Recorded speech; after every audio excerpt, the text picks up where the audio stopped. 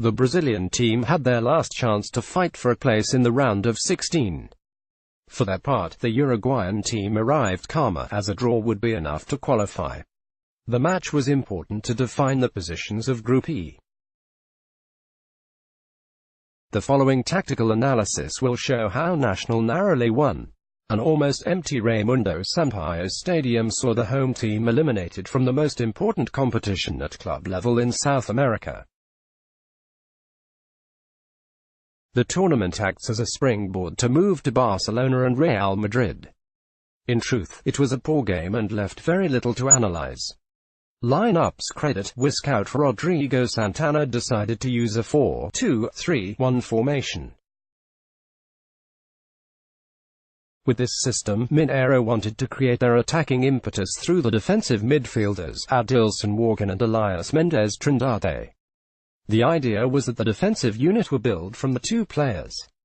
Yimi Charo, Luan and Maicon made a line of three attacking midfielders. Charo and Maicon playing as wingers. Luan was the central playmaker and link man. Ricardo Oliveira, a tall, physically imposing player, was the team's forward. Nacional came out with a more conservative approach. They didn't need a victory, as a draw was enough for them. The coach, Alvaro Gutierrez, analyzed the game well and set up in a 4-4-1-1. A good coach anticipates what can happen during the course of the game. Gutierrez's attention to detail during the 90 minutes is phenomenal. They lined up with two banks of four players that were close to each other. Two compact lines that didn't leave much room for Mineiro's midfielders to operate in. The coach gave the order to Matias Zunino and Matias Vina, the full-backs, to play cautiously.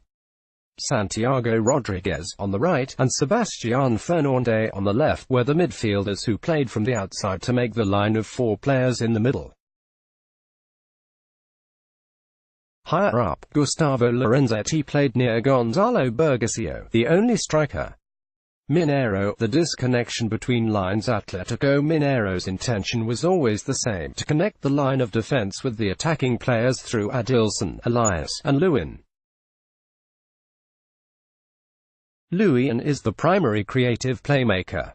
However, due to the team's poor performance, he had to drop back quite often. Mineiro often shaped up to a 4-3-3 formation. Mineiro using a 4-3-3 formation. Adilson, Elias, and Luan formed a triangle. Ricardo Oliveira played further back than usual and a line of three strikers was formed with Charo and Maicon as wingers. Mineiros now attempted to create a triangle in the middle of the pitch with the two central midfielders, Adilson, Elias, and Luan, making a triangle in the middle of the pitch. Unoccupied space, as Atlético Mineiro lacked a key factor in football: mobility. They were a very static team, and that reflected in the large spaces between the midfielders and strikers. Mineiro was an unbalanced team.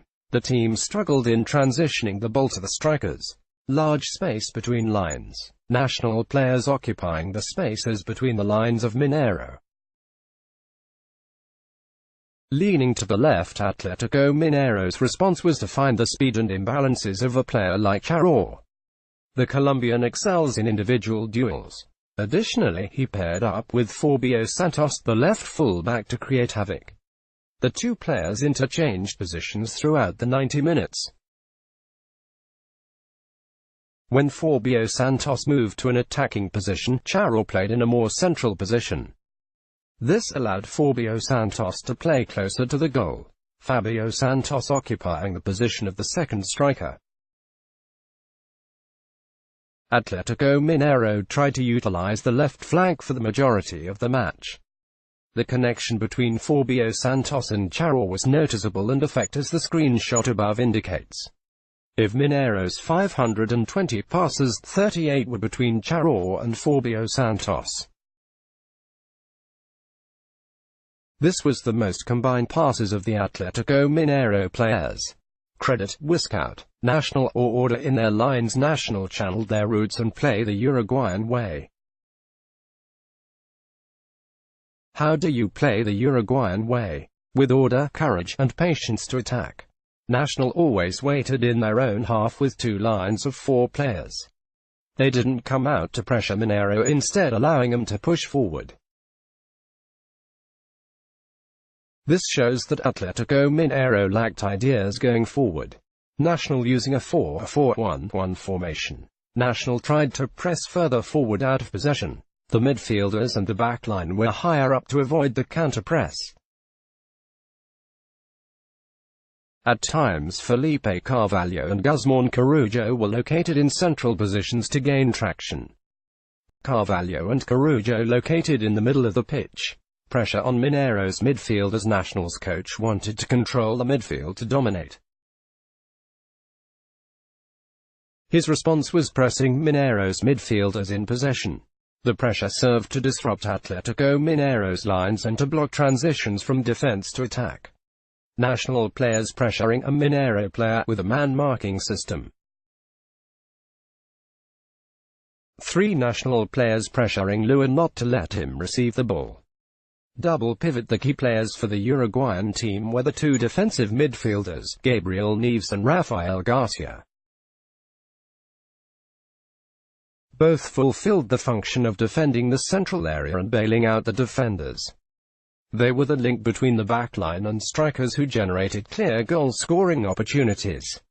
2 couples to get the team out of the background, Corujo Carvalho and Garcia Neves. This time Neves is in charge of receiving the ball from the centre-backs, while Garcia plays more forward as an axis. Goal. The positives. The solitary goal of the game had lessons for both teams. Firstly, the goal originates from a long ball via National's goalkeeper. Mafias Cardacio pivots and passes the ball to the right back that was accompanying the play. Zunino, National's right back, doesn't let the ball go. Raul Rivero, who replaced Gustavo Lorenzetti, runs to the right to distract Mineiro's defender. Iago Maidana, the centre-back, falls into the trap. The centre-backs were now far apart. Felipe Carvalho, who had come in to replace Burgasio, sees the space and runs there. Zunino lifts his head, pauses and plays a perfect pass to National's striker. Carvalho controls the ball with his chest and lobs Mineiro's fixture. The National striker read the situation perfectly but was aided by a grievous mistake from the Atlético Mineiro defenders. 3 passes were enough to break their ranks, highlighting their poor positional play. The sequence of the winning goal scored by Felipe Carvalho for Nacional. Conclusion: Atlético Mineiro were eliminated from the Copa Libertadores. Total failure from a team that were crowned 2013 champions. With this result, the best they can hope for is a 3rd-place finish and qualify for the Copa Sudamericana. They barely beat Zamora Football Club, the group's weakest rival, in 5 games played. The Brazilian team lost to their rivals Cruzeiro Esporte Clube during the week. Overall, a disastrous week for the Galo. Nacional qualifies for the round of 16 with 1 game remaining. 4 wins in 5 games make them the informed team of the group. Their only defeat was against Cerro Porteño, the strongest team in the group. The final group stage game will pit the 2 strongest teams against each other to determine 1st and 2nd place. Qualifying was Nacional's main objective. Nacional has played consecutive Copa Libertadores since 1997. Of those 22 editions they have participated in, they have only passed the round of 16 3 times. The next step for El Bolso will be to advance to the quarterfinals. A realistic objective if they continue playing with the same commitment and desire.